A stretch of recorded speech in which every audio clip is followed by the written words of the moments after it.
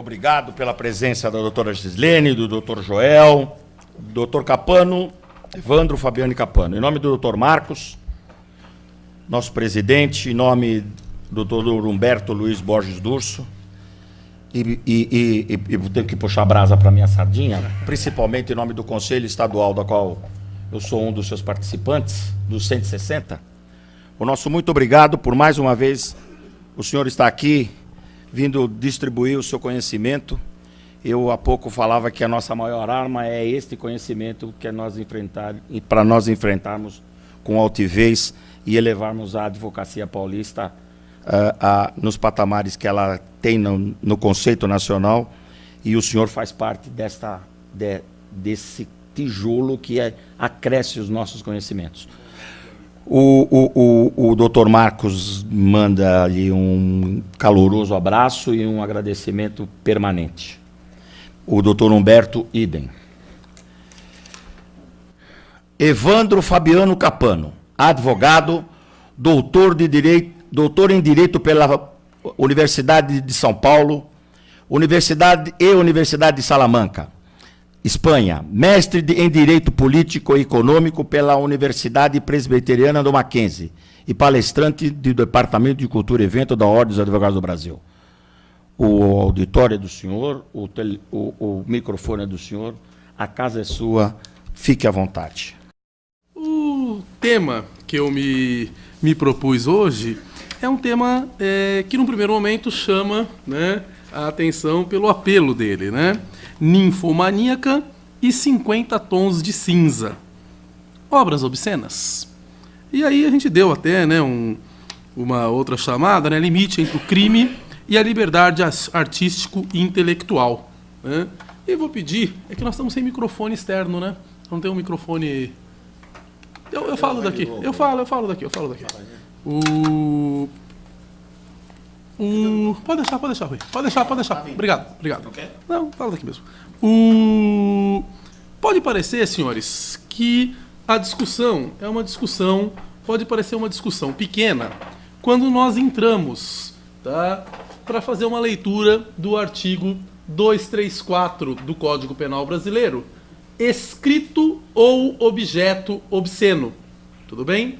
Isso pode parecer uma coisa sem muita importância quando a gente percebe o seguinte, tá? Fazer, importar, exportar, adquirir ou ter sob sua guarda, para fim de comércio, de distribuição ou disposição pública, escrito, desenho, pintura, estampa ou qualquer objeto obsceno. Pena, detenção. Uma peninha de detenção, senhores, né? Vejam, senhores, que a primeira coisa que eu quero mostrar para os colegas, que um tipo penal, ele sempre alarga para a gente, ou sempre ele traz para a gente a conduta, elementares e outras demais circunstâncias. Na verdade, o direito penal, senhor, está preocupado, é um grande código, é uma grande tabela em que você tem ao centro a conduta que você não pode fazer, a conduta proibida. E depois aquilo que está a circundária, aquilo que está circundando, a circunstância em que você comete aquela conduta. Isso é relevante para nós também. E já está pré-catalogado muitas vezes. E aí, senhores, vem a discussão da pena, tudo bem? A pena e o vetor de dosimetria. O que entre nós é uma situação que normalmente dá briga, tá? Quando eu pergunto, normalmente as pessoas respondem ou trocam as bolas, uma pela outra. Neste crime, senhores, a pena é de detenção. A pena é de detenção. 6 meses a 2 anos, isso é vetor de dosimetria. A pena, senhores, é de detenção. Veja que isso é ciência. Quando eu digo, por exemplo, ao Dr. Calixto, que está ali, que foi meu aluno nas Faculdades Metropolitanas Unidas. Seja bem-vindo, Calixto. Quando eu digo para o senhor detenção, o senhor que foi meu aluno e um dos alunos brilhantes, o senhor automaticamente pensa o seguinte, olha a ciência disso, senhores. Detenção, ótimo. A pessoa que é acusada disso nunca poderá estar em regime fechado. Esta pena não admite prisão preventiva. Estão percebendo quanta coisa começa a sair daí? A pena, senhores, é de detenção. Tudo bem? E mais longe, quando ele olha o vetor de dosimetria ali, ó, de 6 meses a 2 anos, todo crime cuja dosimetria máxima seja de até 2 anos, tá? Isso é considerado crime de menor potencial ofensivo.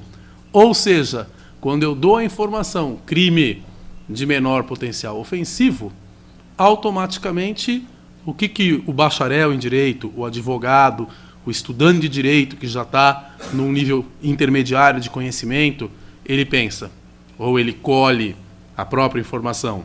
Bom, se é até 2 anos, isso não dá nem flagrante. Isso dá termo circunstanciado. E se dá termo circunstanciado, eu vou levar meu cliente para casa. Tá? E vou dizer mais, quando chegar no fórum, se é que é o caso, eu vou pagar uma cesta básica e acabou, está resolvido o problema. Pergunto isso para os colegas, é verdade isso? É verdade isso. E aí a pessoa tira, agora aqui sim, talvez, uma conclusão não tão pensada. Bom, então isso, de menor potencial ofensivo, isso é um crime que, por que eu vou me preocupar com isso? Realmente, pela perspectiva do crime, né, apesar de já ter adentrado na seara de condutas que, pelo princípio valorativo do direito, pelo um princípio em que o direito seria a última ratio e vai tratar daquelas coisas que são mais contundentes, que perturbam mais a sociedade, né, o tal do princípio da fragmentariedade. Já estamos falando de crime. Mas na prática, vocês vão falar para mim, pô, Capano, é cesta básica, tá resolvido o problema. O problema vai acabar sendo quanto eu vou pagar de uma multa nominada cesta básica para que eu possa me ver livre desse processo. Isso, no fundo, então, é uma discussão de cunho civil. No que eu vou dizer para vocês, é uma discussão de cunho civil? Tá bom, eu vou aquecer com os senhores que é uma discussão de cunho civil.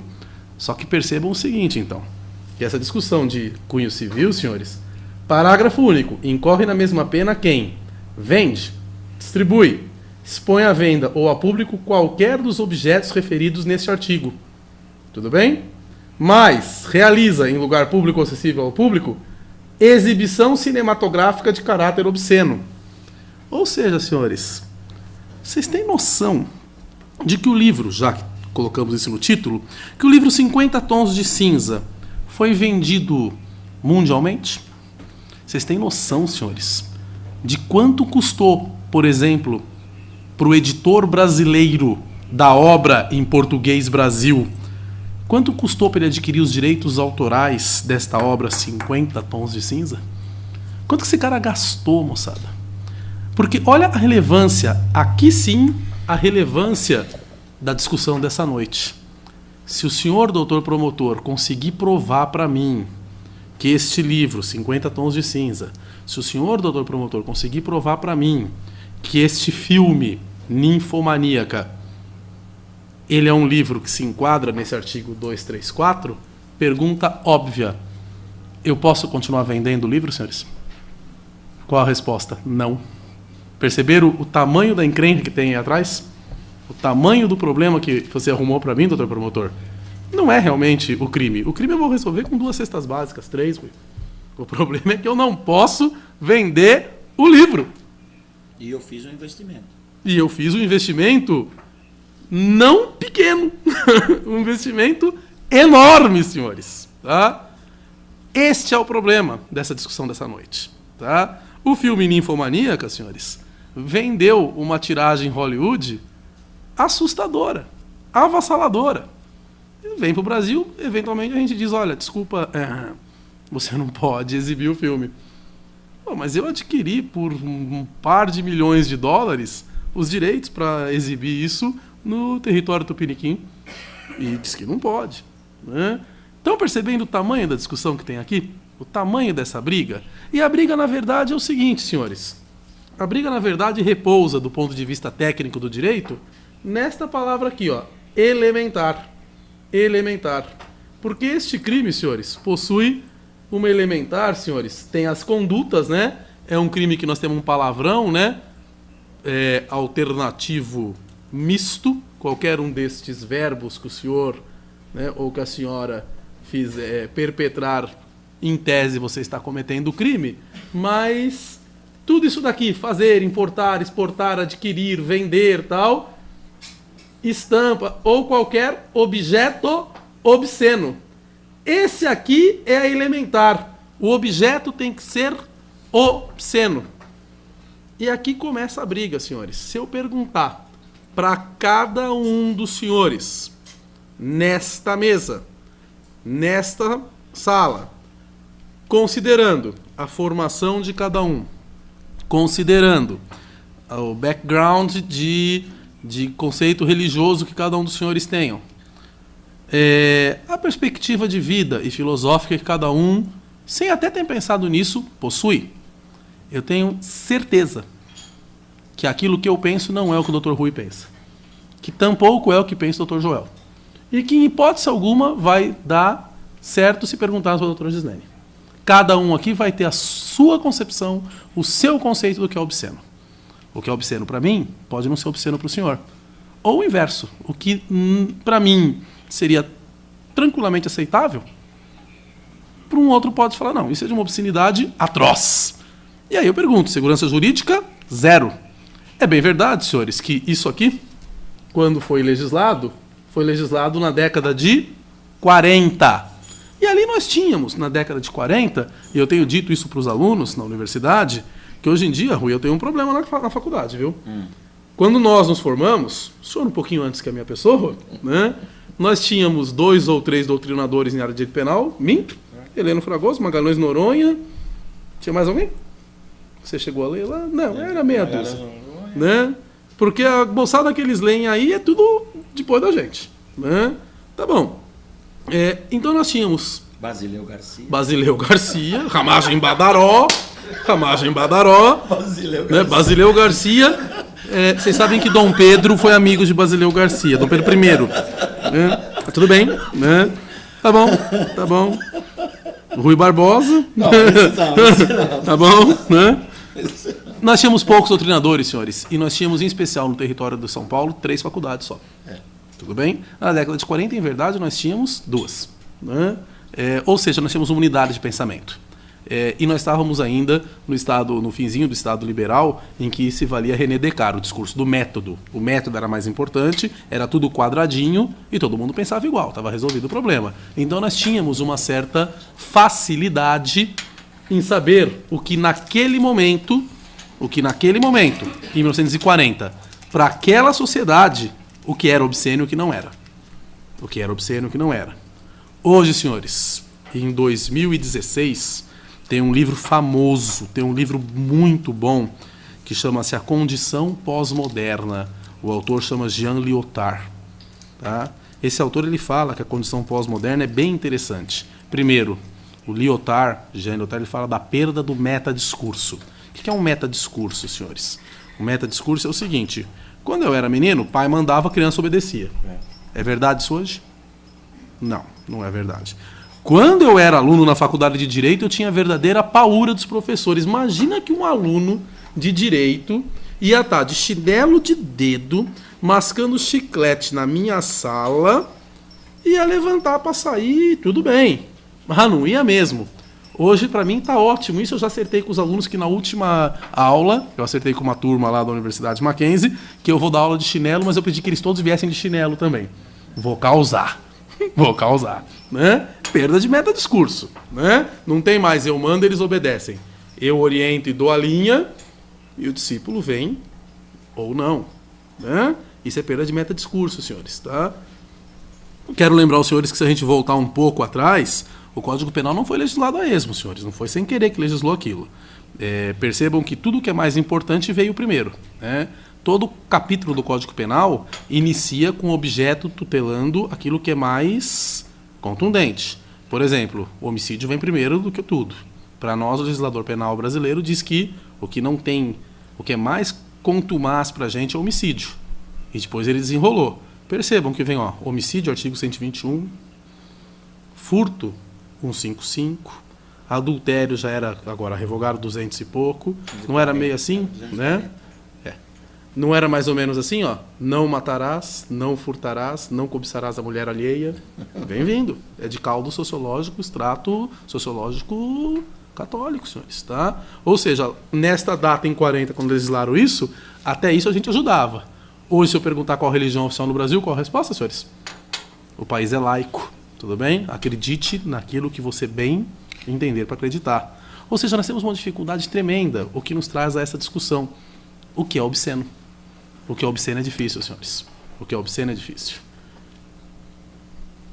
Se assoma a essa discussão o artigo 5º, 9, que diz o seguinte, né? Esse é o introito do artigo 5º, e diz o seguinte: é livre a expressão da atividade intelectual, artística, científica e de comunicação, independente de censura ou licença.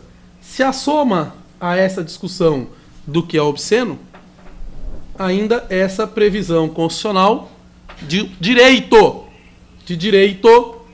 pétreo, esculpido no artigo 5º. Esculpido no artigo 5º.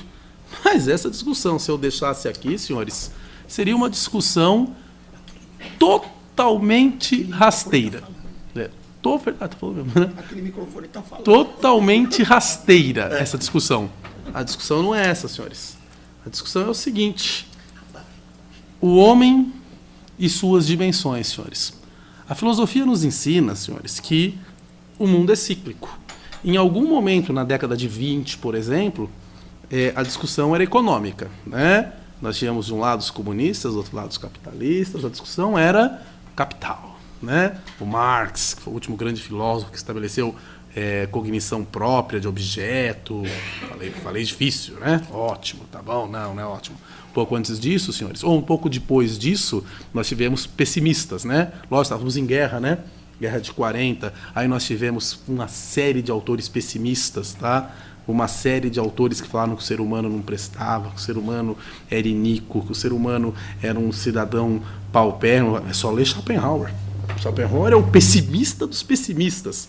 E tivemos até um cara que matou Deus, não é isso? Tivemos até um cara que matou Deus, tal do Nietzsche, né? Vale a pena ser lido. É cíclico. Hoje nós estamos numa situação, depois da Segunda Guerra, econômico, depois a discussão foi pessimista, e hoje nós estamos no auge do apogeu do ser humano. Todo mundo fala da dignidade humana. É a dignidade humana. O que é a dignidade humana? Você espeta o cara e fala: irmão, tá bom, define pra mim o que é esse negócio aí, dignidade humana. Aí o cara começa: não, dignidade humana é dignidade humana. Né? Dignidade humana é tão importante para nós, senhores. Doutor, em que artigo da Constituição que está? Qual? No primeiro. Né? É direito? Não é princípio só. A Constituição não diz princípio, a discussão diz o quê? A República Federativa do Brasil, formada pela união indissolúvel dos estados e municípios, constitui-se em Estado democrático de direito e tem como fundamento. É fundamento do edifício jurídico brasileiro, senhores. O edifício jurídico brasileiro tem como fundação a soberania, a cidadania, a dignidade humana, tudo bem? Não é um mero direito, não é um mero princípio. Isso aqui é muito mais. Isso aqui é fundamento do ordenamento jurídico brasileiro. Nós começamos a construir o edifício de Kelsen aqui sobre esse fundamento. Essa foi a fundação do edifício. Tá? É muito maior. E eu vou dizer para os senhores que as dimensões do ser humano tem quem diz até 7. Né? 3, 5 e 7. Né? Tem até 7. Mas, né, eu gosto de dizer que o direito se preocupa em especial com 5, senhores. Uma dimensão corporal, realidade física e material do ser humano. Uma dimensão intelectual, capacidade de raciocinar. Isso aqui é novo, viu, senhores? Quem disse isso aqui primeiro foi um tal de Aristóteles. Novinho, né? Super novo, Aristóteles. Né? Dimensão emocional, senhores, sentimentos, estados psicológicos, tendências para agir, né? Isso aqui é o que hoje nós chamamos da dimensão moral do ser humano, que não se compensa, que não se confunde com o intelectual. Tá? O homem mais desprovido de intelectualidade, porque não construiu essa intelectualidade, pode ter um senso moral muito bem arraigado. Pode ter um senso moral inquebrantável. Eu conheço muita gente que não tem intelectualidade porque não pôde ter acesso à educação, mas o cara não pega nada que não é dele. Nada. Eu conheço gente que é professor, doutor, eu não estou falando de ninguém especial, sim, mas que eu não deixo minha carteira perto dele. Tudo bem? Moral é uma coisa, intelectualidade é outra. Também é novo isso que eu estou falando para vocês, viu? Aristóteles. Essa última aqui, senhores, a dimensão espiritual do ser humano, o melhor cara para a gente ler é Leibniz. Leibniz fala bem disso, que é a fé, a revelação. Você acredita porque você acredita e ponto. É assim porque eu acho que é e acabou. Eu não tenho como discutir com os senhores. O que eu tenho como discutir com os senhores é o seguinte. O único jeito que eu tenho de respeitar o senhor na dimensão humana de fé é deixar o senhor acreditar naquilo que o senhor entender. E, inclusive, conjunto vazio também é conjunto vazio. Tá? Conjunto vazio também é conjunto. Ou não acredite em nada. O direito lhe dá essa situação. Acredite naquilo que o senhor bem entender. Também só não vale com um negócio maluco total, né? Mas acredite e professe a fé que o senhor bem entendeu. Isso é uma garantia do direito que perfaz o ser humano. E há também uma dignidade humana, uma dimensão humana de sucessão, né? De sucessão. Quem por aqui passou e de nada novo fez, quem por aqui de nada novo experimentou e em brancas nuvens se foi, Rui, que acorde de seu sonho e viva, pois sonhou que viveu, mas não viveu. Eu gosto muito de um poeta bandeira que diz exatamente isso para nós. Ouse sonhar, mas ouse viver. Essas são as dimensões do ser humano, senhores. Viva o sonho, né? Viva o sonho. Viva o sonho. Né? Teve até um cara que fez um ratinho. Né? The dreams come true. Né? E você se arrepia quando você entra naquele lugar. Tal, né? Brincadeira. Outro dia a doutora Gislene me fez o projeto, fui ministrar uma palestra em Cuiabá e me levou lá para ver a Chapada. Descer foi fácil. Na subida, eu cutuquei a doutora Gislene e falei assim: doutora Gislene, tem um monorail para me levar, não? Sou velhinho, cara. Monorail, por favor. Não me traz mais em lugar. Aí outro dia fui com meu filho em Santo Tomé das Letras, cara. Opa. É. Eu conheço. Só tem para ver o pôr do sol. Só tem um pôr do sol. Fosse lá nos americanos, eu podia escolher qual pôr do sol que eu queria. 6h30, 7, 7h30, 8, 8h30, 9. Era só pegar a fila e acabou, cara. Né? Tem algumas coisas que os caras são melhor que a gente. Outras eles precisam aprender com a nossa atitude caliente de latinos. Né? Eles precisam aprender com a gente. Mas qual a relação disso, senhores? Muito mais importante do que falar das dimensões do ser humano é que a expressão sexual do ser humano, senhores, já que eu não preciso mais confessar nenhuma religião própria. Eu tenho o direito de inclusive, não confessar religião. Eu me perfaço bem com a minha condição física, material. Eu me perfaço muito bem com a minha condição intelectual. A minha condição moral, eu estou bem resolvido, analisado, custou caro. Percebam que a condição sexual do ser humano perspassa por todas essas dimensões, inclusive aquela de dimensão, aquela de sucessão. Né? Inclusive aquela de sucessão. Isso é dignidade humana, senhores. Respeitar o ser humano nas suas potencialidades. Isso é dignidade humana. Eu tenho que respeitar o ser humano nessas potencialidades. E vou dizer uma coisa para vocês, que vocês vão falar assim: vá! O sexo permeia todas essas situações. Fui buscar a definição do que é obsceno no dicionário, que não é um bom padrão, não é um bom parâmetro para nós. Não é um bom parâmetro. E aí veio essa definição. Obsceno. Que se opõe ao pudor. Bom, pudor, né? Troquei 6 por meia dúzia, não troquei? O que é pudor? Não sei, né? Minha avó, na década de 90, e se os senhores fizerem uma pesquisa, na década de 90, se vocês fizerem uma pesquisa, eu sou do ABC paulista. Na década de 90 é muito comum o seguinte: motéis. Casa de prostituição. Reforma da sentença para absolver o réu, dizendo: opa, se houve, vamos ler na entrelinha, se houve reforma de sentença, é porque teve promotor que denunciou a criação de motel por causa de prostituição. Nós passamos por isso. E eu lembro da senhora, minha avó, que montaram um motel lá em Santo André, e minha avó, junto com o vereador da cidade, nada contra o senhor vereador, fizeram uma passeata no centro da cidade. Não queremos casa de tavolagem em nosso bairro. Não queremos lupanar em nosso bairro. Né? Para quem não sabe, lupanar, senhores, é a palavra romana que designa prostíbulo. Tudo bem? Porque quem vai impossível é o pessoal da engenharia, né? Nós de direito vamos a lupanar. É outra história, cara. É outra história, né? Direito, né? Nós é nós, o resto é nós também, né? Mas aí, senhores, indignação pela falta de moral. Não ajudou em nada, mas o último termo me ajuda bastante. Pornográfico. Só que é técnico. Senhores. Obsceno, senhores, é o que é pornográfico. Tudo bem? Isso é técnico para nós. Tanto é verdade, senhores, que o Código Penal é legislação da década de 40. Depois da década de 40, senhores, nunca mais a legislação brasileira utilizou esse termo.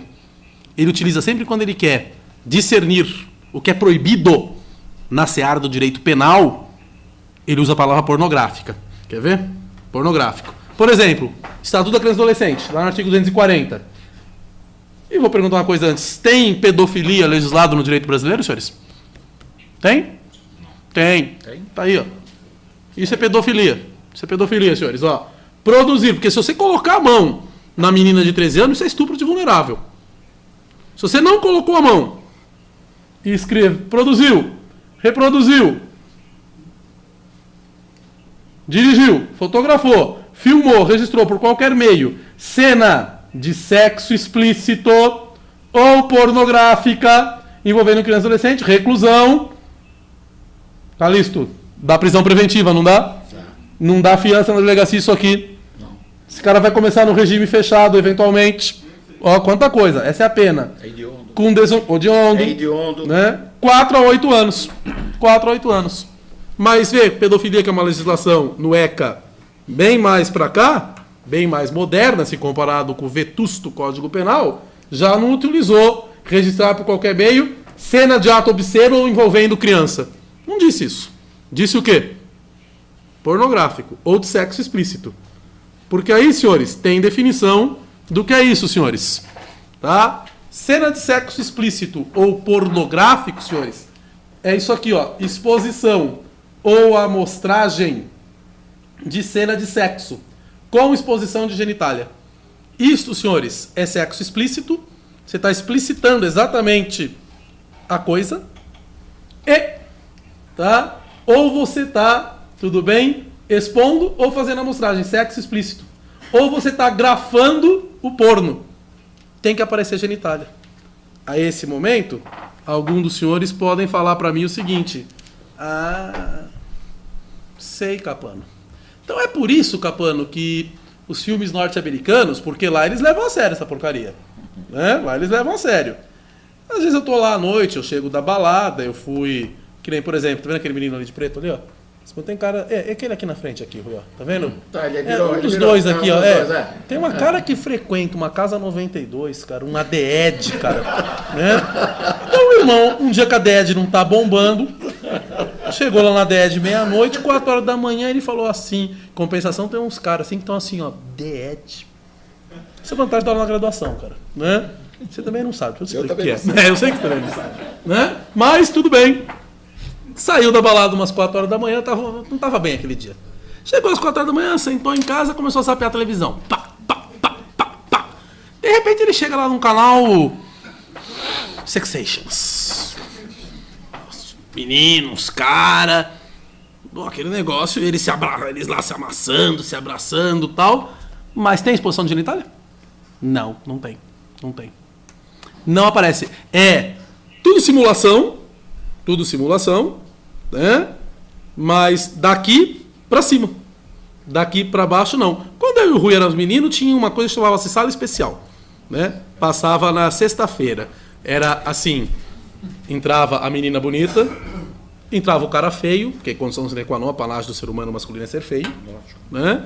Aí começava uma brincadeira entre eles, aí passava uma sombra deles dois, ela caindo o vestido, e aí depois já passava o take dela fumando. Né? Minha mãe nunca me deixou assistir aquilo, porque segundo a ótica dela, aquilo era obsceno. Né? Hoje, se alguém falar que aquilo é obsceno, porno chanchada, a gente dá risada. Você fala, não, é chanchada, vocês estão de brincadeira comigo. Né? Não dá para falar que isso é pornográfico. Tá? Comecem a ver essa dissensão. Toda a jurisprudência norte-americana, senhores, e que está chegando forte no Brasil, ela separa o que é pornográfico, e vou repetir, pornográfico, senhores, é ou sexo explícito, o próprio nome diz, né? Sexo explícito. Ou pornografado, tá?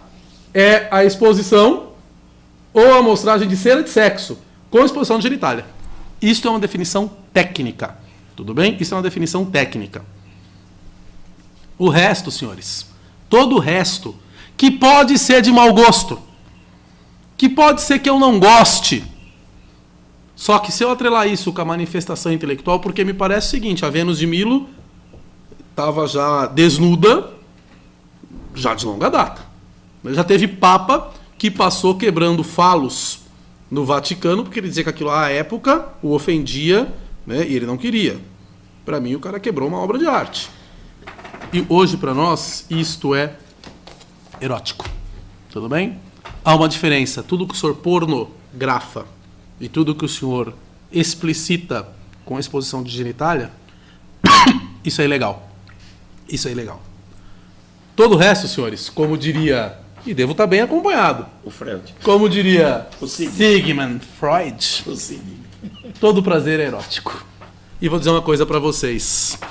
Ainda que qualquer tipo de religião, qualquer tipo de regramento moral digam que eu não posso ter prazer, eu sou um cara totalmente disciplinado. Eu gosto de prazer, ponto final. É um direito que o direito me dá. Ponto final. Malvado, né? Todo prazer é erótico, senhores. Esse pelo menos é o que diz, né, o amigo Sigmund Freud. E não é só o erótico, agora é definição técnica de novo. Na verdade, o erótico, senhores, cai pro erótico tudo aquilo. Uma coisa é fato. Por que eu pus o Freud? O erótico, senhores, é manifestação da personalidade humana. Tá? Isso a gente não pode negar. A manifestação da personalidade humana tem, em determinados momentos da vida, é óbvio que nem tudo que você faz com prazer é erótico. Mas a manifestação da eroticidade, isso é manifestação de personalidade. Tá? E o que é isso? A personalidade você pode ir, porque o meu direito acaba onde começa o seu. Eu posso falar sobre isso. Eu posso olhar sobre isso, mas então faça, por favor, sem exposição de genitália, ou então com o que nós chamamos de exposição tarifada. Por exemplo, no Brasil, senhores, nós já tivemos um artista que desembarcou aqui na nossa terra e quis fazer um nu coletivo de Ibirapuera. A polícia disse que não podia. Ele pediu ao Tribunal de Justiça de São Paulo, que é um tribunal bastante conservador. E o tribunal determinou perfeitamente. Faz. E fizeram o nu coletivo no Ibirapuera. Tudo bem? Esse foi possível por quê? Todo mundo nu! Mas não tinha exposição de genitália. Tudo bem? Não em sexo explícito. Tá? E o filme, por exemplo, 50, vocês podem estar pensando assim, Capano, e o filme Ninfomaníaca? No filme Ninfomaníaca tem umas meia dúzia de cena lá, que aí não é erótico não, Capano, é pornográfico. É verdade, é pornográfico. É pornográfico. Mas aí a exposição é tarifada. O que não pode, senhores, é um filme que só fala disso, que só aborda isso. O filme é para isso. Se alguém aqui assistiu, por exemplo, Ninfomaníaca, a película, né, os americanos tarifam isso. Não pode passar de uma percentagem. Tá? O Brasil não entrou nisso ainda. Mas o filme do Ninfomaníaca não tem cenas pornográficas mais que 10%. Tudo bem? E o filme não é um filme pornográfico porque ele não fala de sexo. Ele fala do quê, senhores? Da condição psicológica de quem é ninfo. É um tratado de psicologia. Da patologia. É um tratado de psicologia essa obra. Tá? Tanto é que o cara consegue começar logo no primeiro filme falando de número de Fibonacci. Proporção áurea. Tá naquele livro lá. Tá naquele filme. É um tratado de psicologia. Tá? Que se arrima em sexo. Mas assistam com essa visão agora, quem já assistiu. Ou assista quem não assistiu e percebam que o filme não é de sexo.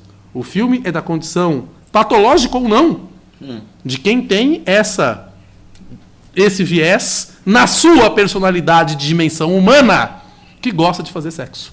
De maneiras do que para nós pode ser um pouco diferente. Perceba?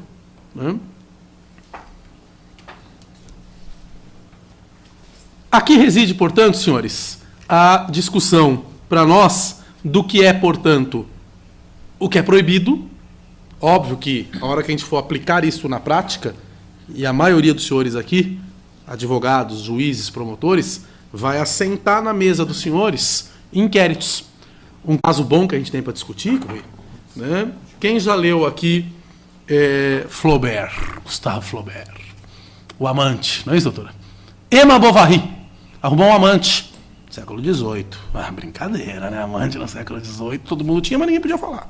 Né?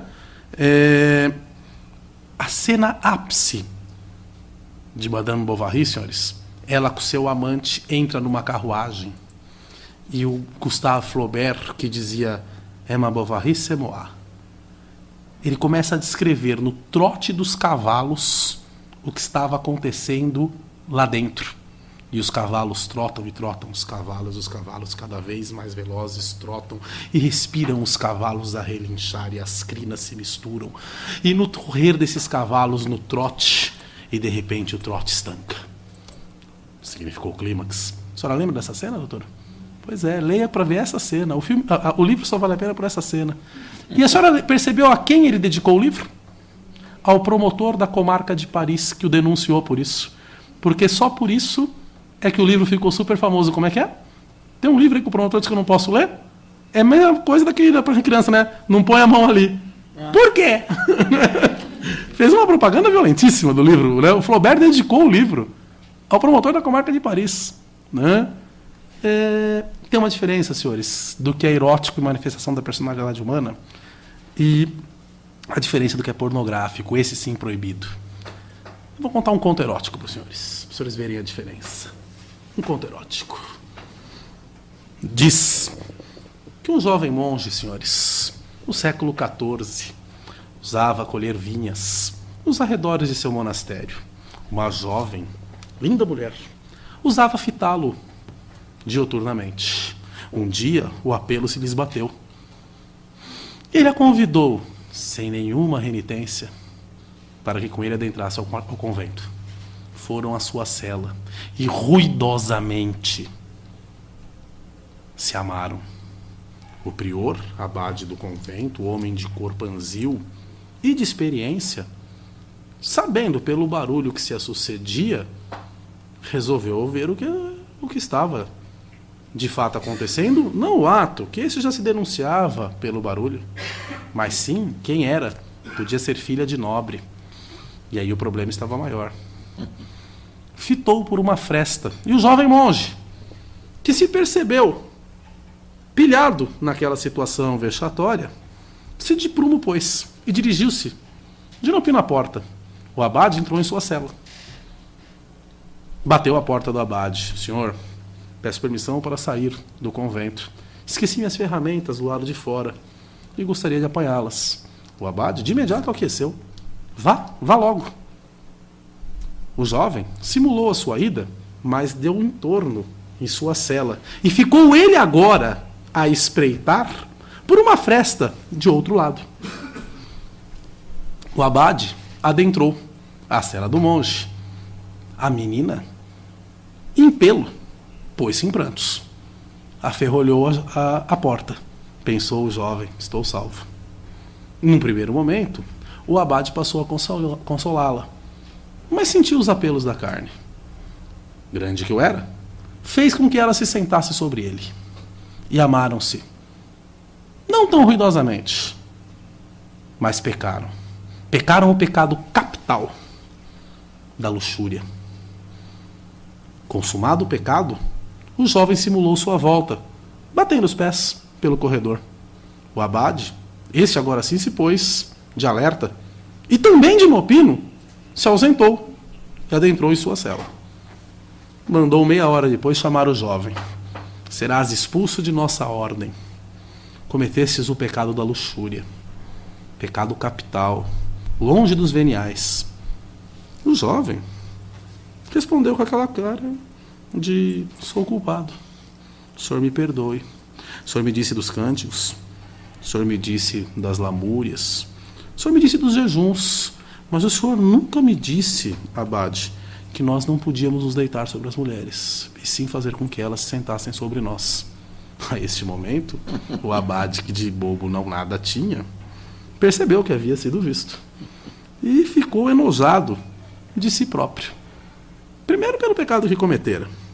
Depois, o que era pior, por tentar punir um jovem por um pecado que também cometera. Disse ao jovem: vou pensar no seu caso. Põe essa menina daqui para fora de imediato. No que imediatamente foi obedecido.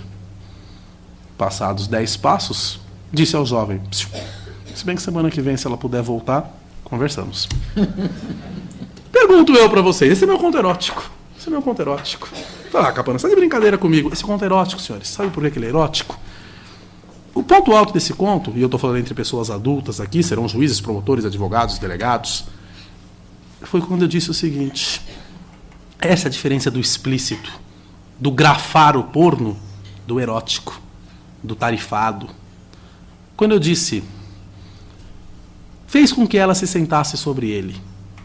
Se eu perguntar para cada um dos senhores, para me descrever a cena que se lhe fez em vossas cabeças, cada um, Rui, vai me narrar de um jeito. Alguns dirão que os casais estavam rosto a rosto. Outros poderão me dizer que os casais estavam sentados, um de costas para o outro. Um terceiro poderá me dizer que os casais estavam deitados. E são infinitas as possibilidades. Isto é a criação artística da personalidade humana que não se pode proibir ao ser humano. Eu não disse, eu induzi. E os senhores fizeram a sua imagem. E é por isso que isso é manifestação de personalidade. Eu não induzi, eu não criei, eu quando muito induzi. Retirar isso do ser humano é transformar-me em robô. Retirar essa liberdade de expressão é hedionda. Ao passo que se eu tivesse descrito a mesma história, mas pornografando-a, colocou a menina assim, e fez assado, e pegou tal coisa, e eu descrevesse de maneira pormenorizada e minudente de como o ato estava se dando, não deixando nada para que os senhores imaginassem, isso é explícito. Ou pelo menos é pornográfico. Isso é proibido. Tudo bem? Esta é a linha que divide. Ficou claro, senhores? Ficou claro isso para vocês? A linha do que é permitido. E tanto é permitido que eu, na Casa da Cidadania, vim aqui e me arvorei no direito de contar um conto erótico. Porque isso é lícito. É a manifestação da minha e da sua personalidade. Vocês fizeram as imagens. Eu não grafei a imagem para os senhores. Eu jamais contaria um conto pornográfico dessas revistinhas de 5ª categoria. Aí, a esse momento, alguém fala para mim, tá bom, Capano, mas existem obras ali na esquina, em uma banca que eu posso comprar. Sim, são ilegais. Né? Porque se o senhor passar numa Blockbuster, se o senhor passar numa 2001, que estão acabando também, né? Não existem mais. Eu duvido que o senhor ache uma obra dessa nesse tipo de local. Aquelas que estão sendo vendidas aí fora são ilegais. E eu brinco com os alunos, seja na Universidade Mackenzie, seja na Universidade das Faculdades Metropolitanas Unidas, lá na FMU, na escola, eu falo, ó, se você descer ali na Taquá, compra droga. Compra droga. Pode vender droga? Não, mas se descer lá, vende. Né? Bom, se for ali, compra fita pornográfica. Vende, mas não pode. Ah, por que não aprende? Isso aí é outro problema, não é problema meu. Eu estou estabelecendo para os senhores, o direito penal, o que pode e o que não pode. Mas a televisão fechada vende canais. É porque se a televisão... Mas vende mas canais, tem a discussão, né? Vende canais com esse tipo de material. Vende e tem aquilo aqui. Comercializa, né? Fazer, importar, exportar, adquirir, ter sob sua guarda, né? Tecnicamente não pode. Né? Essa é a briga. E aí eu pergunto, senhores, o filme, o livro 50 Tons de Cinza, Infomaníaca. Primeira pergunta, descreve de maneira pormenorizada?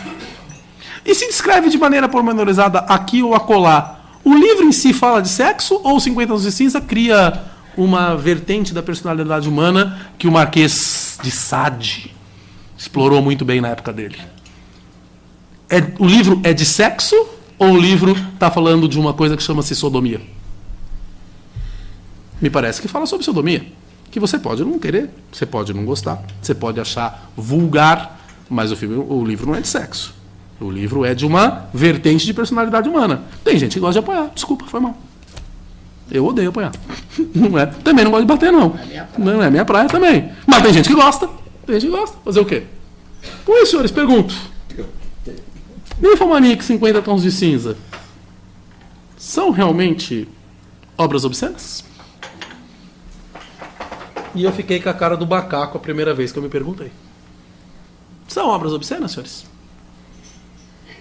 Quem aí acha que é obsceno? E quem acha que não? Eu assisti o filme e não vi um filme obsceno. Tá certo? Então o senhor está certo. Eu não vi O senhor está certo. Não vi. Não há, senhores, nenhuma pornografia. E se há, no Ninfomaníaca há amostragem de genitália, mas ela é tarifada. No 50 Tons de Cinza. No 50 Tons de Eu Cinza, assisti o filme e não aparece nada de pornografia. nada. Só Brincadeira, só insinuações. brincadeira É. de criança. É. Brincadeira de criança. Pode proibir, senhores? Não pode proibir. Não pode proibir. Que é a Rosa de Hiroshima. Se a gente proibir isso, a gente tirou a manifestação de personalidade, a gente vulnera a dignidade humana. Com isso, senhores, eu quero que os senhores façam a sua vida valer a pena. E digo para os senhores, muito obrigado. Disposição dos senhores.